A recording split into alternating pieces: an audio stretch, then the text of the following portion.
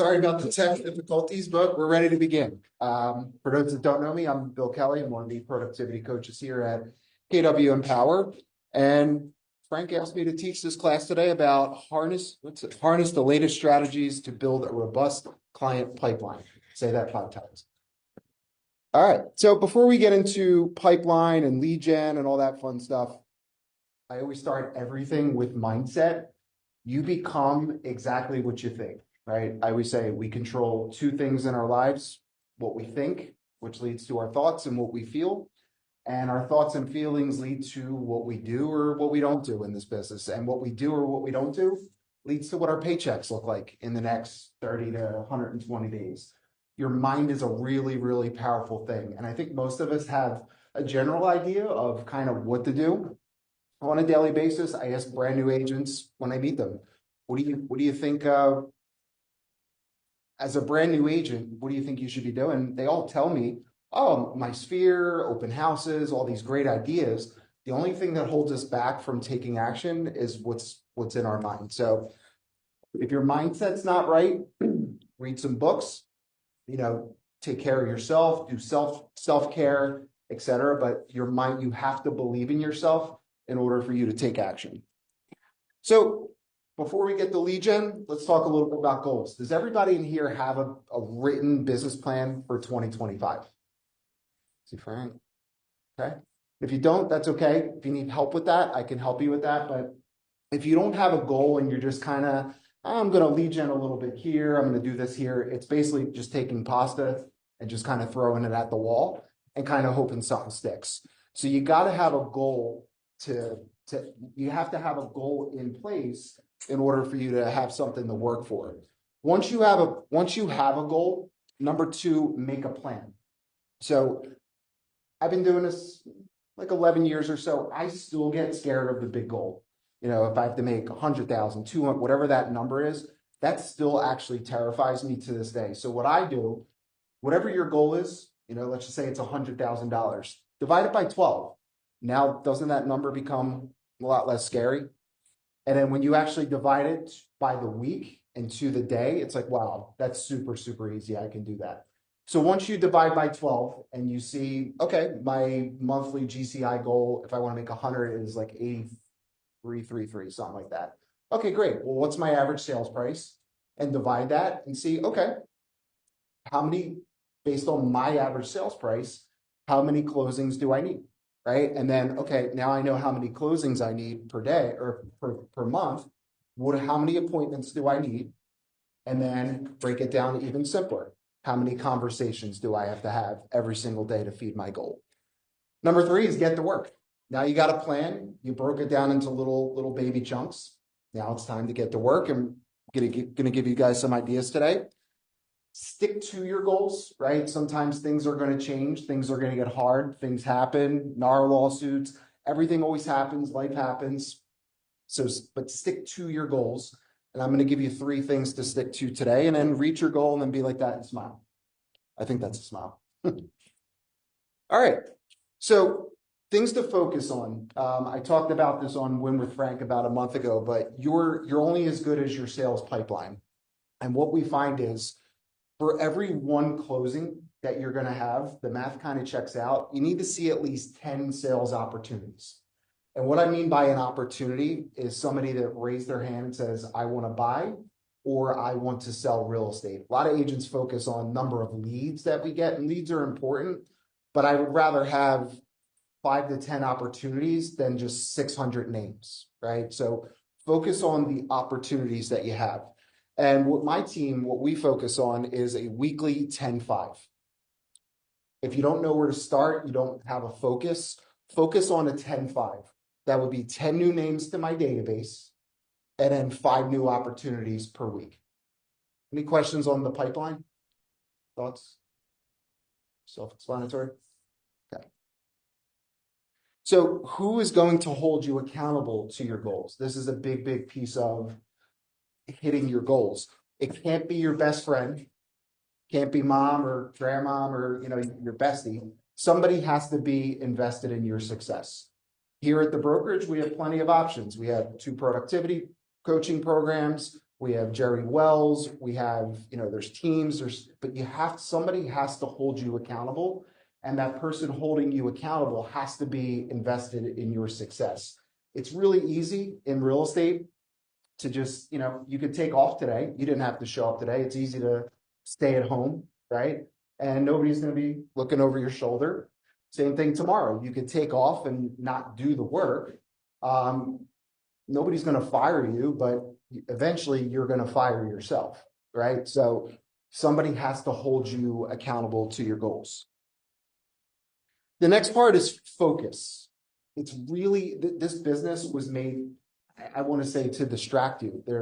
Try this, go to this education class, try this, do this online thing, there's so many different things, and really the business tends to distract us. Your focus on your priorities in real estate, and your focus and your priorities should be, number one, of course, lead generation. Nothing should ever get in the way of your lead generation. Number two, your job is to go on appointments. An empty calendar is a terrifying one in sales. So you need appointments every single week to feed your goals. Number three, you should be focused on closing out deals, negotiating contracts. And number four, working on your skills. If you don't have any contracts to negotiate, go back to number one, right? And if you don't have any appointments, always focus on number one. So identify 3 spinning plates. This is a big part of your lead generation for 2025. Like I said, this business is kind of like a buffet, right? You see, I love Keller Williams. I love everything KW has to offer, but sometimes we offer too much. There's all this stuff to try this, do this, do this, do this. I do this, I try this. And then we dabble in little pieces, right? Like, oh, I'm going to try this for 30 days and that doesn't work. I'm going to try something else. Whatever you pick 3 plates and stick to that for the next 6 to 8 months. Do that very, very consistently. And as those spinning plates are working, then add something else. But it's really easy to get distracted. Oh, I'm going to try this. I'm going to do this. I'm going to do this. Stick to 3 things. And I'm going to give you 3 things today that's working with my team really, really well. And the best practices. You don't have to use these 3 spinning plates. But my advice is pick 3 and stick with that. So what are these 3 brands here? What's this one? It's Coke. What's that? KFC, McDonald's. Yep.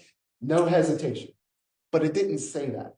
This didn't have Coca-Cola on the can. That didn't say Kentucky Fried, and that didn't say McDonald's. How'd you know that? Brand recognition. They're in your face, right? I could probably drive here and drive by a big billboard that says McDonald's. I do love KFC. And Coke, right? We all know these things without, all of us looked at those and said, wow, KFC, boom, boom, boom. It's brand recognition.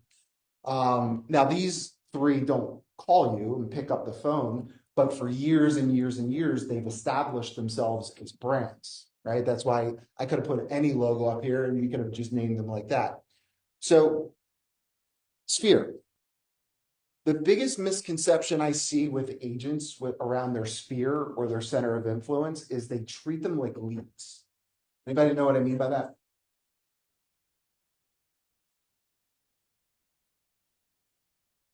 All right. What else? Huh? Sorry, I might have kicked in for a second. No, it's okay.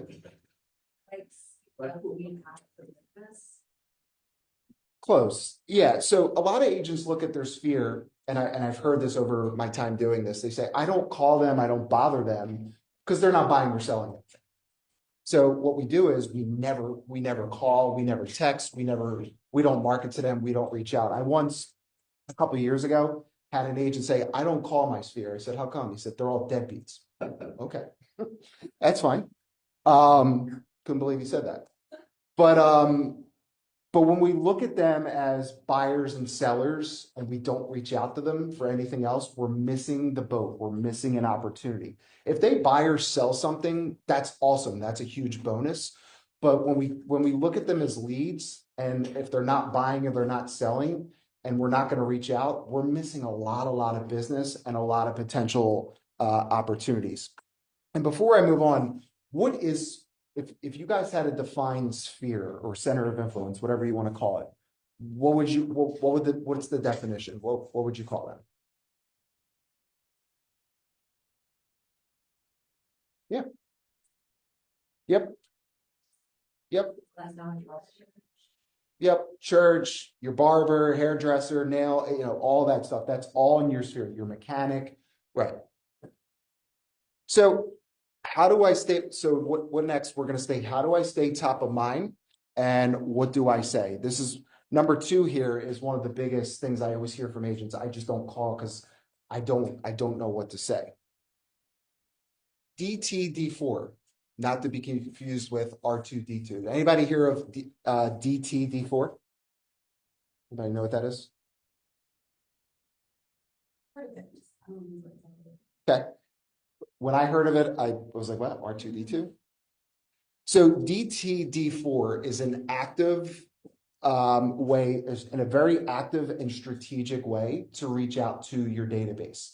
I hear agents tell me all the time, did anybody here ever have the intention to call people in your database? You open it up and there's 700 names and you're like, ugh, I'm not going to do anything.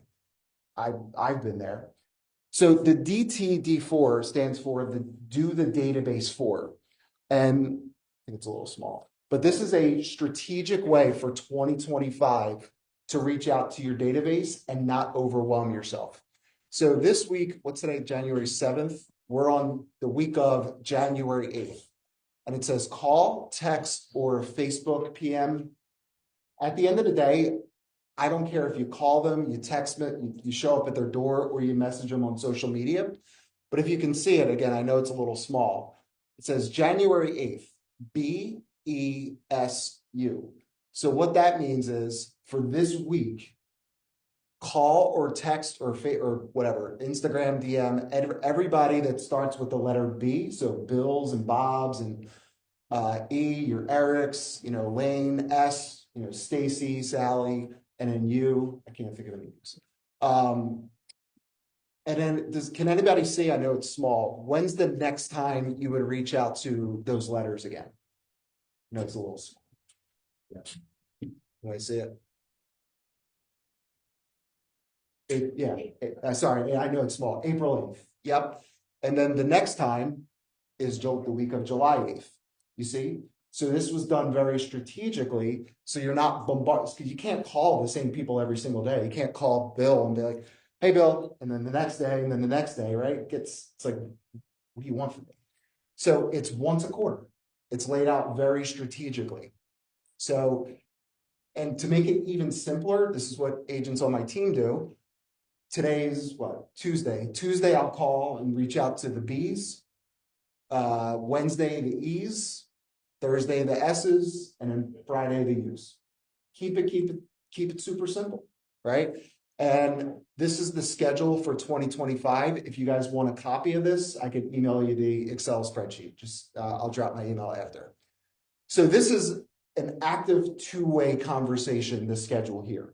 A two-way conversation, like I said, is a phone call. It's a text message, some kind of two-way communication, not dancing on TikTok, right? It's talking to somebody.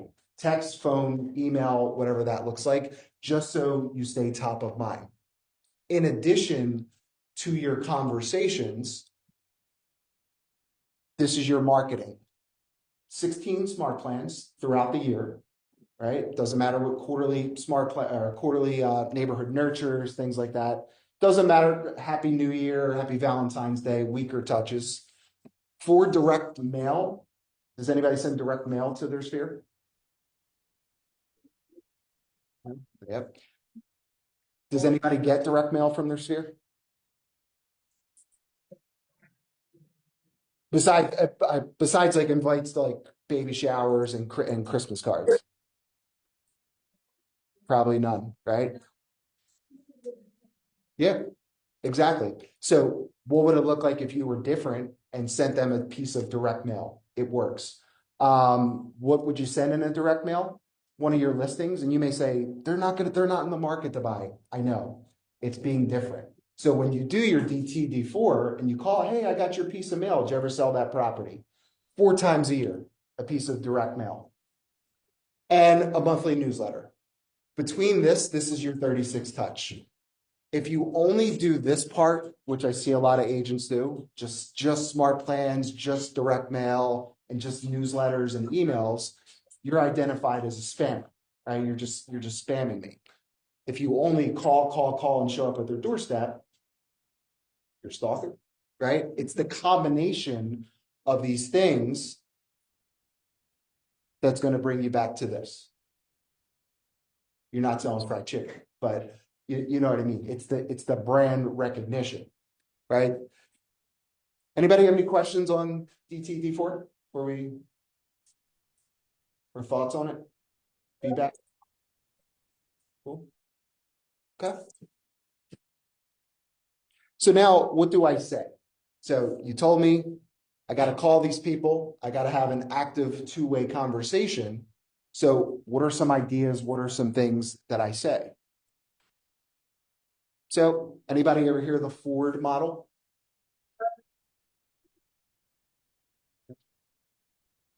Whispered.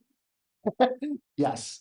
Yep. Ford stands for family, occupation, recreation, dream. So how is your family? How are you? How is your family doing? That's always a good starting point. People like talking about themselves. Number two, how is your job? What's new or where are you working at these days? Starts a conversation. Number three, how is your recreation? That stands for hobbies, right? So, they play tennis or a sport or, some kind of hobby. And four, dreams doesn't stand for what did you dream about last night. That means goals. Maybe they've shared with you. Maybe they had, a goal of starting a family, whatever that looks like. But whatever their dreams have been, touch base on those. And you don't have to beg for business. You could just throw in as a reminder, I'm your real estate expert and I'm your go-to. If you have any questions for me about real estate, keep it simple, right? This is just a very, very generic phone call that you can make. It's super easy. And, the biggest objection I get from agents is, well, I haven't called them in a long time. What are they going to think of me? Whose fault is that? Nobody's. It just happens, right? It's life. Think about how good it would feel to reconnect with somebody. Has anybody ever gotten a call from somebody you haven't heard from in a long time? Like, how good did that feel? Pretty good, right? So this is a good starting point for an initial conversation.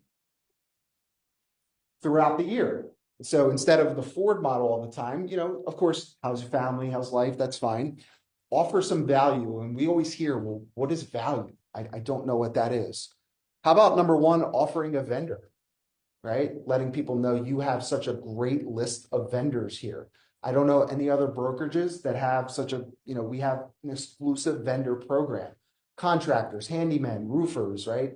I always see in the Facebook group all the time, people are always asking, does anybody have this? Yes, we do. We have this, right? And all of our vendors are vetted, right? By Tom and Frank and the leadership group.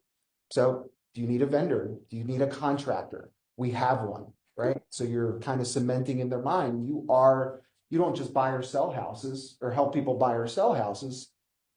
You can connect them with others, right? Number two, offer them a free CMA. So maybe there's somebody in your database that, is a homeowner. How long would it take you to create a free CMA or run some comps? 5 minutes, 10 minutes? Just, hey, this is what's going on in your neighborhood. Number three, a market update, right? Very simple. Hey, I know you live in Passyunk Square. I thought of you. Here's a market update. Takes you what, 5 minutes on Bright MLS to create a market statistics report. Number four, wealth building opportunities, right? How many times do I see on KW Empower's Facebook group? We have this off market property. We have this off market property. Instead of just hearting it and liking it, the phone, you keep and talking. Hey, my office has this exclusive off market condo in Center City. I'm not sure this is for you, but I thought of you. Are you right? But instead, like I said, instead of just liking it and scrolling by it, do something with it. Offer it to somebody. Number five, K-score. A lot of people hate their jobs, right, Tessa? Sure do. We Catch up all the services, yeah nurses, school teachers. yeah we can offer you free real estate school. absolutely no charge to you. We'll save you $600-700, whatever it costs, right? And that's another thing as you're doing your Ford calls. How's your job? I hate it. I'm miserable. Oh, guess what we have? We have K-Score. We have a free, you can become licensed for free. Keller Successful Career Opportunities of Real Estate, I think. Yeah, something like that. But K-Score is the free real estate school that we have. Number 6, events. So stuff we do, right? Eagles tailgates, like we just had that awesome Eagles tailgate in September. You could have invited a client or, a family member or friend, inviting them to that. Little micro events. So if you're getting people together, right? An event, you don't have to sell out the Wells Fargo Center to have an event. It could just be a coffee with a couple pals or a couple people in your sphere, connecting people. But inviting them to something, that's an excuse to reach out. And number 7, celebrating life events. So if you see something on Instagram, Facebook, people maybe just had a baby or maybe they just got a new job, instead of instead of just liking it and moving on, pick up the phone or call them and send a text message. Congrats, I just saw you got a new job, right? And there's plenty and plenty of more value that we can offer. These were just the 7 that came right off the top of my mind. Any questions on this before we move on? Cool. Now you can go dance on TikTok. So follow the DTD4, do the database 4, right? Be very strategic with your sphere. Reach out. The goal is to be top of mind, like we said. Okay. So that's one bucket, center of influence or sphere. Number 2, open houses. So my good buddy Mike McCann said this to me years ago. He said, Bill, if your agents aren't doing open houses, their store's closed. So if you're not doing open houses, your store's closed on the weekends. Open houses is a huge, huge resource, and I'm going to teach you a very strategic way on how to make the most of your open houses. So before, obviously pick a home in the price range that you want to work. That's what I love about this business. You can pick the neighborhood, you can pick the price range, be the neighborhood expert in the neighborhood you want to be. That's awesome, right? Market it on social media, right? So pick a day, preview the house, take a video of yourself. I'm going to be doing an open house, 123 Main Street. Love to see you this weekend, blah, blah, blah. Put lots of signs out with the brand, with your branding. The more signs that you can have out, the better. I see a lot of agents just have one sign and that's it. But as you're picking your neighborhood that you're going to be the expert in, the more and more signs you dump around town with your brand, people are going to start recognizing that. And going back to the KFC, the McDonald's example, right, of the branding, they're going to start seeing your face every single weekend. And then, of course, circle prospect in a TPCA friendly way, meaning please honor the do not call list and invite neighbors to the open house. Or we're doing an exclusive sneak peek for the neighbors a half hour early. Love to see you there, something along those lines. And I'm going to talk about nosy neighbors here in a few. So what is the number one goal of an open house, in your opinion? It's the number one goal.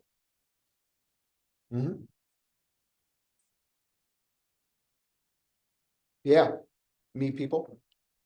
Anything else? Lead gen. Lead gen? Yep. Like marketing branding. Marketing and branding. Yep. The number one goal of you just said it, get an appointment. Appointments. There are agents on our team right now that are following the system, following these models, and are crushing it, building out their pipeline. They're actually scheduling appointments right at the open house versus letting them walk out and sending an email tomorrow if you have any questions. It's working. Our agents are building big pipelines right now from this and setting more appointments than they know what to do with. So what do I say to get that appointment? Your script is so strategic, or should be very strategic, the things that you're saying at the open house. So number one, your greet. Of course, hi, nice to meet you. I'm Bill, blah, blah, blah. That, that's fine. Great day. What a great day for an open house. A very powerful open line that we're using is I find most people that come to my open house are looking to buy or sell a home. Which one are you? And that's going to eliminate all of the nonsense question. We're just browsing, But yeah, we're potentially in the market to buy. We're looking to sell, or I'm a neighbor, right? You're going to get one of those responses. But that's a very powerful opening line. I find most people come to my open houses are looking to buy or sell a home. Which one are you? The biggest mistake that we see agents make at the beginning of the open house, they immediately say, so you're working with an agent? And what's the answer? They No? lie. Well, they say, People will say no and yes, or they'll tell you no, and then when they write it down on the sheet, they actually put yes, and I'm like, what is that? It's all the time. usually it's a lie, right? Yeah. Oh, yeah. We're working with Or they somebody. say yes, they do, but they don't have to say the truth. Right. Exactly. So, and we're going to get to we want to get to the truth. That's a great point. So yeah. So what we find, they don't even know you yet. They barely even know your name. You say, so you're working with an agent, right? And they're, like Tess said, they're probably going to lie. Yeah, we're working with somebody. Think of when you walk into a department store, right? You're at the mall. Hello, ma'am. Hello, sir. Can I help you? What do you usually say? Nah, I'm good. Don't talk to me. Unless you're really, really bored, you're probably there for something. I did it this weekend. I was at the mall. I was there. I was looking for a suit. The associate said, "Can I help you?" I was like, "Nope." And then I kind of warmed up after a minute. It's just human instinct. That's what we do. So, an indirect way of asking if they're working with an agent, just rephrase that question. So, how have you been touring homes? Or how have you been looking at homes right now? And you're going to get the response that you're looking for. Well, we're just browsing at open houses right now. Cha-ching. That's what I want to hear. Or we're just browsing online. We're at the beginning stages. Cha-ching. Or my realtor is showing us homes. Okay, I know lots of realtors in the area. Who you working with? And if they can't say Bill Kelly, I'm working with Tess Adams, or if it's they're probably not working with anybody. They should know their realtor's name that they're in a relationship with. Again, we're going to confirm, of course, once we set an appointment, again, we don't want to step on anybody's toes, but we're just trying to overcome that initial resistance. So instead of, so are you working with somebody? So how have you been touring homes? And then, of course, throw in some fluff questions. It doesn't have to be all so scripted and strategic. Fluff questions are, because you can't have all powerful questions, and then that's too strong. You can't have all fluff questions because that's weak, right? So, but a combination of the two. So we just gave you two powerful questions. Now some fluff questions. So what do you like about this neighborhood? What brings you out? How long you been looking? What kind of home do you like? Do you like these cabinets? Do you like the carpet? Whatever that looks like. But throw in the fluff questions. If they're wearing an Eagles hoodie, go Birds, something to build a rapport. And then I always tell them, take a look around, take a look at the home. When you come back, I just like to ask you one magic question. Could you see yourself living here? Not what did you think of the home? It's could you see yourself living here? And if they say yes, okay, close, let's write the offer, but we know that typically doesn't happen. And most likely they're going to give you an answer like, no, because it doesn't have X, Y, Z. It doesn't have this. I need 8 bedrooms. This has 2, etc. Right. Great. Now it's time to close. Of course, you can put some more fluff questions in, build that rapport, but now it's time to close for the appointment. So it sounds like you're looking for something special. I'm curious, has anybody gone over a buyer strategy session with you? What's a buyer strategy session? Like a consultation. Yeah, it's a buyer consultation. Nobody likes to be consulted with. So has anybody gone over a consultation with you? It's like, I'm not consulting with anybody. But has anybody gone over a buyer strategy session yet? Doesn't that sound sexier? Right? Than a consult or an appointment with me. So the buyer strategy session is a consultation, however you do your consultations, right? Talking about the market, next steps, boundaries, expectations, and then of course your buyer agency agreement. So they're going to say, no, what's a buyer strategy session? And then you explain. That's exactly how clients like mine are winning in today's market. We're going to go over best strategies. Do you have 15, 20 minutes this week? We could do Zoom. We could come at my office. Well, it's Coffee. like I'm not pissed. Okay. Whatever's most convenient for you, right? No obligation. And they all say yes, right? And this is how we're setting lots and lots of appointments at the open house versus people just letting them go and then somebody else sets an appointment with them. The typical agent will send an email Monday morning just saying, hi, let me know if you have any questions. There's no value in that. This strategy session is value, right? This is where you get to shine and show your value. Okay. Any questions? Oh, sorry. What's value to like someone who's just like casually looking to do a buyer strategy session? The value to the strategy session? Yeah. So the strategies, aka the buyer consultation, that's basically giving them all the information they need to. So let's take it back a second. So let's just say it's that person that's just browsing. They're open house shopping.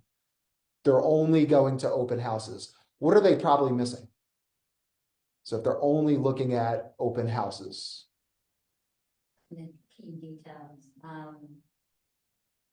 if they need credit repair or how much credit they need to get, Yeah. assistance. Mhm. So they used to be 640, we get now 660. Now we need 660. Yeah. Well, they don't even know where to start. They're like, oh, That's- and they don't even know that they need to actually be getting pre-approved or, you know, their financing first. They don't even, most people don't even know like, oh, a $300,000 house is probably gonna equal this much of a payment. Yep. They can't get access to seller's disclosures, so they might actually really like the house they're casually looking at, but they don't know what's behind the scenes. They can't even take that next step. They don't even know who to call, what to do first. So a lot of people say I'm casually browsing, or I'm casually looking at houses because they really are insecure. They don't know what it is they need Yep. to be doing. And again, just like he said, you know, when you walk in, you're like, hey, are you working with an agent? They're like, so that's why they give you a response like that too, like, oh, I'm just browsing or I'm just looking, because they don't even know.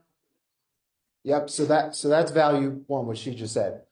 Talking and everything Tess just said too, talking about monthly payments, closing costs, different loan options, whether there's grants available, that kind of thing. So Yeah, I think the other benefit is like, it happens often where someone says, hey, I'm gonna buy like 6 months to a year. And they go to contract in one. Yep. Because oftentimes like the casually looking people are also saying, hey, I'm not ready to make a commitment yet. But then if you get that consultation appointment, basically you get that appointment. And then you can really kind of drill down into motivation. And then you can kind of like establish a little bit of trust and rapport. Yep.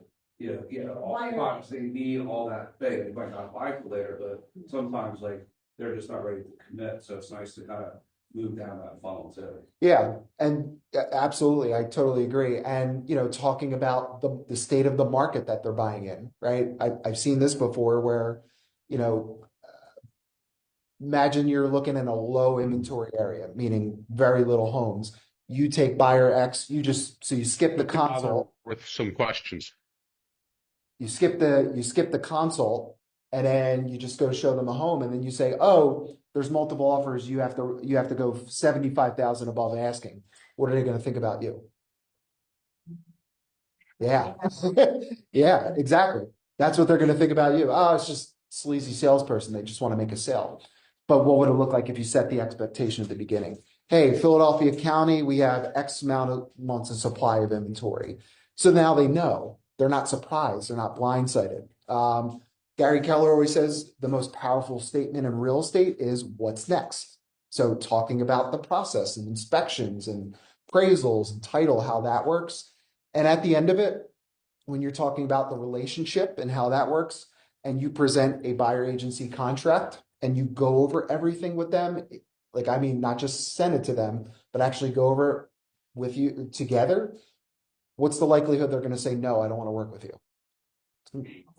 Slim, right? Because you just provided all that value. We might not think, we take the stuff we just talked about for granted, but to a raw buyer that doesn't know anything, that's the world to them, right? So, did that answer your question? Okay. He's still out on the phone, but there's so many misconceptions about buying a home, and we hear all the time. I have to save 20% down. So there's literally people sitting around trying to save $20, $30, $40,000, thinking until they have that amount, they literally can't even start the process of buying a home. Yep. So just giving them a little tidbit of information and that education about, there's 1% programs, there's 3% programs, there's this, we could get grants, you might not put anything down.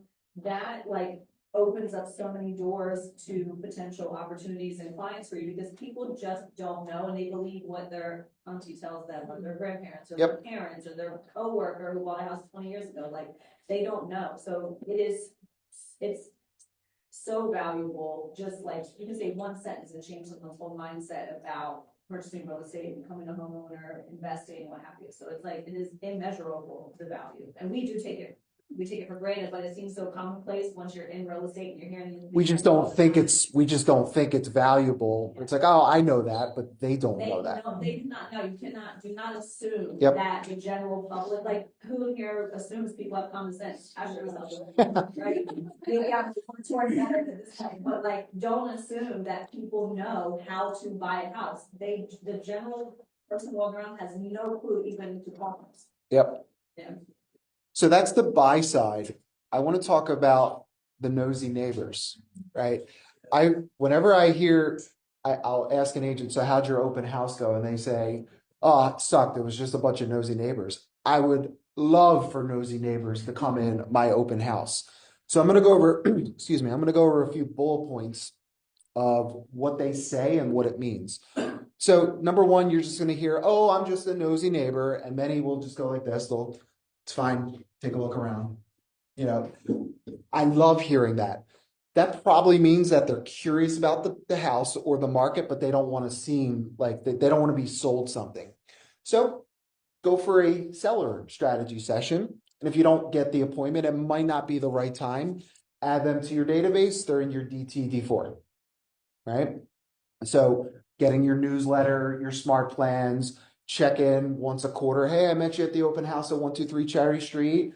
Any real estate questions? And again, going back to the McDonald's, KFC, and Coca-Cola brands, if you just let them walk out, never talk to them again, you just donated your time. Add them to your DTD4. Number two, I'm not looking to make a move anytime soon. They might be interested in knowing their own home value or comparing it to the open house property. If you were to move, where would you go next? Kind of establishing that motivation. Again, DTD4, add them in, and this is how you're growing your database. Remember, way back at the beginning of this call, focus on your 10-5. 10 new names to your database, 5 new opportunities. These might not be opportunities yet, they're long-term, but you just added some names to your database. Number 3, we're just here to see what they did with the place. So they might be gathering, they might not be serious, but they might be gathering ideas for their own house. Show them value, we have a vendor, vendor list and contractors. I could connect you with somebody. Let me pop by, see what it looks like. And then of course, DTD4, add them to your quarterly market update, your 36 touch. I'm just here to see how much this house sells for, which means they might be curious about the market or possibly selling.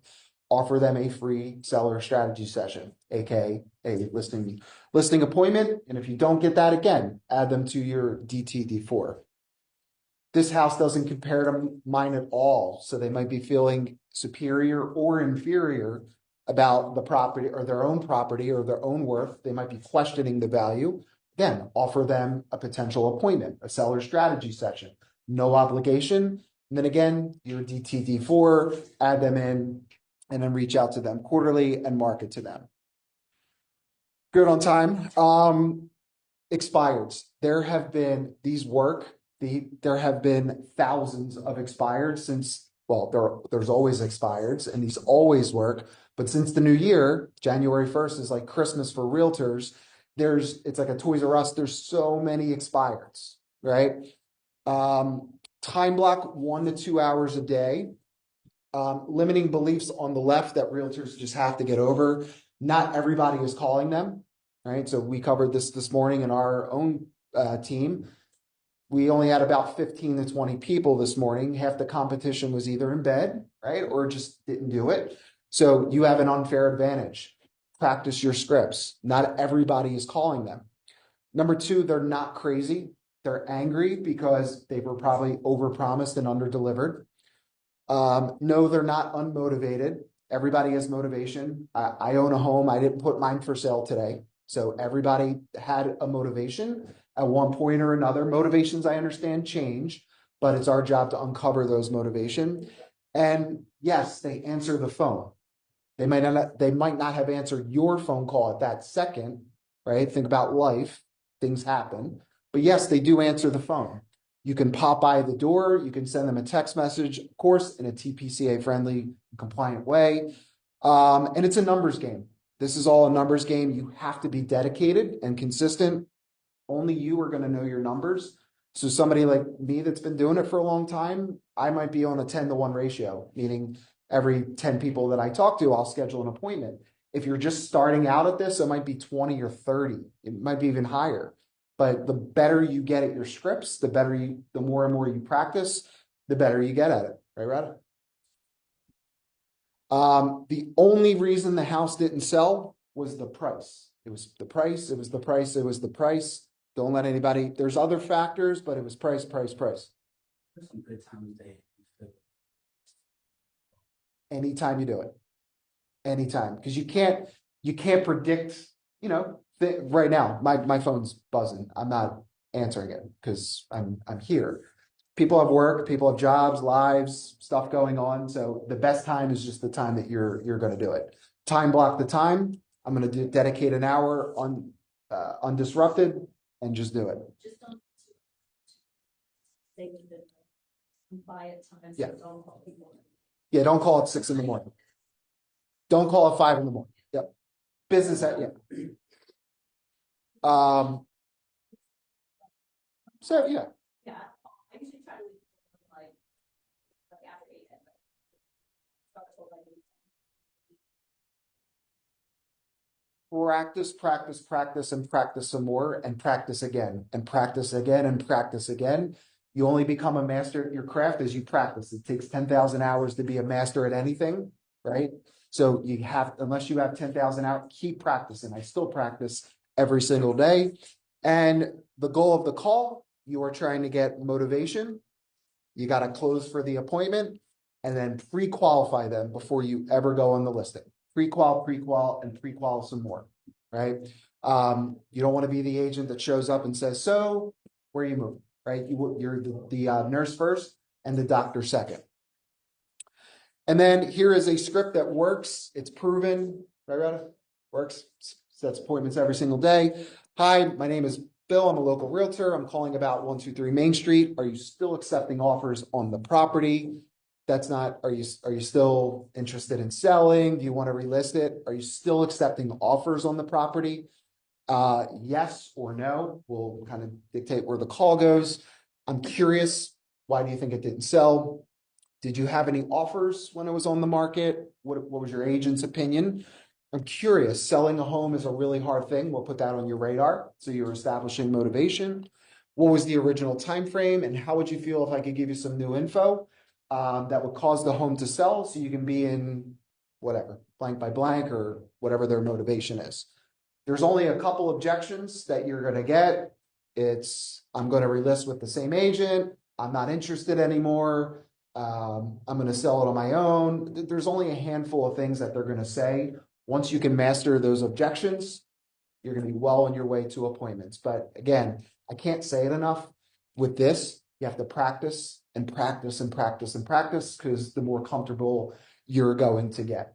Expired listings work. And if you want to be a listing agent, I always hear agents say, I want leads. They're leads. There's thousands of them literally right now. You can pay for just don't make the mistake of going one by one and looking for the name. There are subscriptions, My Plus Leads, Volcan 7, RedX, Espresso Agent, whatever it is. Use it, stick to it. And like I said, this will not work in one day. You can't start today. You could start today if you've never done it, but you can't just start today, not get anything, and then quit tomorrow and say, this doesn't work. This is proven. I've done it. I know Radhav's done it. It's work. It works. You just have to stick with it and be consistent. Like I said, dedicate 1 hour, 2 hours a day. So between this, open houses, and your sphere, if you stick to this plan for the next 6 to 8 months, you'll, in my opinion, you'll double or triple your business. So, the last thing that I just want you to know about expireds, I'm going to smooth this out the way.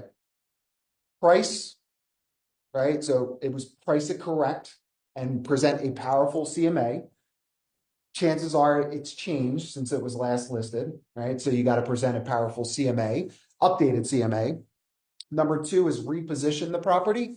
So staging, it might need staging. Does it need a fresh coat of paint? Does it need to be decluttered? Do they have to clean up after themselves? Does it smell? Right? Address those things, but reposition the property. And then finally, present it to the world. It's your first date. On the MLS and homes.com and Zillow is like the Tinder of real estate. They're going to what do they do? Swipe left and right. That's what they're going to do when they're looking at homes. They're going to be swiping and looking, and it's either price. The price is going to catch their attention. A great description. You guys are so lucky. You could go to ChatGPT and say, I have a 2-bed, 1-bath house in Brewery Town. Give me a description. It'll spit you out a description in seconds. Back in the day, I used to have writer's block. I don't know how to write. I used to copy other people's, not word for word, because that would be trademark infringement, but you know what I'm saying. And then professional photos. Just spend the $150 to get professional photos. I still can't believe realtors use iPhone pictures. This is somebody's biggest asset, and this is a big part of their marketing, right? So spend the money. It's a tax deduction. It's a write-off.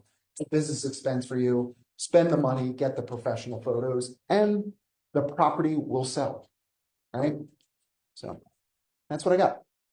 Questions? Thoughts? I think Mike Cohen at this office posted that 6,700 listings. I saw. Yeah. It's pretty, 606,707. Yeah. It's out there for you. Exactly. There's plenty of leads out there. Yep. Ask about like circle calling for listings. Mhm. What are some of the, what's some good advice that you can use when you're doing that? Yeah. And also, some of the systems that, you think are really good things. Yeah. So circle dialing have a purpose. So Like they just listed, if you just listed a property, like how would you go about like making calls for that? yeah. So I would say GPS. So GPS has a start and a finish. So the start would be I just listed. So I assume we got 123 Main Street. You're going to be calling around there. So I would start with, okay, we just listed 123 Main Street. And usually what we find is when one home gets listed, one or two more usually follow. I'm just curious, any plans on selling? And their knee-jerk reaction is going to be, no. Okay, just curious. Remember, fluff questions. How long you been living here? Yeah. Oh yeah. What do you like about the neighborhood? Got it. I know I asked you if you were selling, but any plans on selling ever? Well, yeah, actually in a year, right? And you're kind of building your database that way. And then depending on the motivation, close for an appointment or add them to your database and make them a long-term. Same with just solds. You can do open house circle prospecting. That's a really easy one. I just want to invite you to my open house. It's not really threatening. What else is circle prospecting? Just listed, just sold, open house. Those are the three that my team does pretty well. Yeah. Cool. Any other thoughts? Questions? Cool.